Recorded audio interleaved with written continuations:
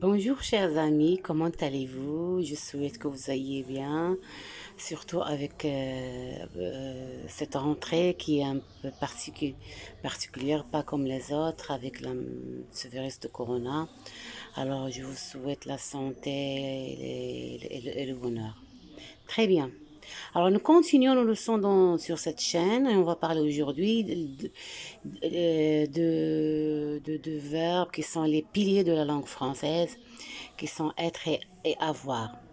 Donc, il faut savoir qu'avant de commencer cette langue, il faut passer par ce seuil-là. C'est le seuil de la langue française, comme je l'appelle moi. Donc, le verbe être et avoir. Alors aujourd'hui, je vais parler du sens avant de parler de la conjugaison. Alors, comme vous voyez ici, on emploie être, on dit jamais j'ai, je sais pas, comme je trouve des fautes, des erreurs fréquentes en français chez certains élèves. Alors, on emploie être pour qualifier, par exemple, on dit je suis sympa, tu es français, ou bien pour situer, exemple, je suis à Bordeaux, ou bien être pourrait être un auxiliaire. Je suis parti, je suis tombé, etc. Ou on le voit dans la voix passive, la maison est peinte par Jean. Voilà, donc ce sont les cas où on pourrait voir rencontrer l'auxiliaire être. Alors il faut savoir l'employer et ne pas le confondre avec l'auxiliaire avoir.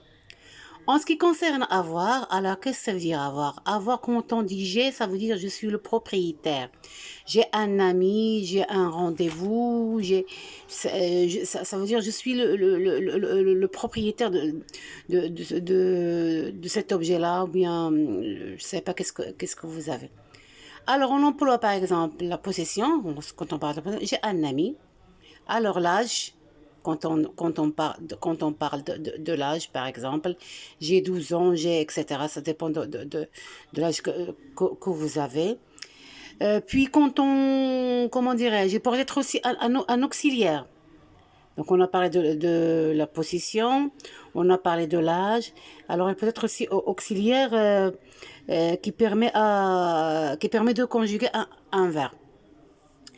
On peut le trouver aussi dans l'expression il y a. Il y a, je sais, il est toujours poursuivi de l'auxiliaire avoir. Comme on pourrait trouver aussi le verbe avoir, poursuivi de certains noms, par exemple j'ai peur, j'ai soif, j'ai mal, j'ai froid, etc. Donc il ne faudrait jamais dire je suis soif ou je suis froid, etc. Donc faites attention pour ne pas confondre ces deux verbes-là. Alors cette séance-là, je vais me contenter de cela et je veux que vous arriviez à faire la différence entre ces deux verbes-là parce que ce sont les piliers de la langue. Et merci, et la prochaine fois, on va parler de la conjugaison. Et merci bien.